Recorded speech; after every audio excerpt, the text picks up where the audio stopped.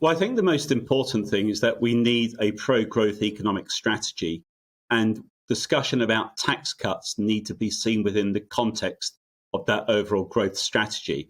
And I think that's very important in terms of the overall debate. In terms of where we are now, I think it's important to stress that temporary, timely, and targeted tax cuts are possible. They need to be very much targeted, and they will not necessarily cause inflation if they're targeted, because the economy currently faces a twin problem, faces higher inflation and an economic slowdown with collapsing consumer and business confidence and weaker demand. At the same time, there is still fiscal space for targeted tax cuts. So certainly, if you're willy-nilly cutting taxes across the board, that causes problems. But very briefly, we've got three areas of which the current or the previous Prime Minister and previous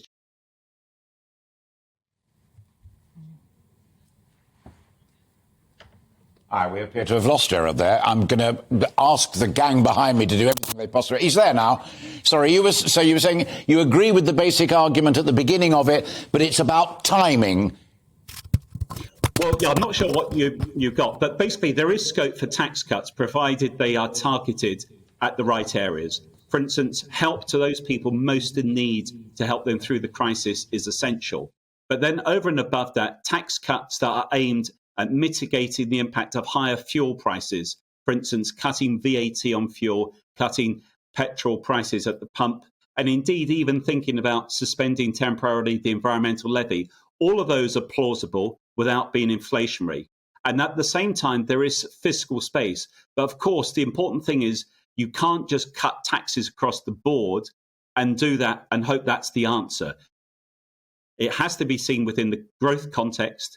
And it's very much a case of where you are targeting those tax changes. For instance, income tax cuts, increasing allowances should be the aim, but they need to be seen within the overall context.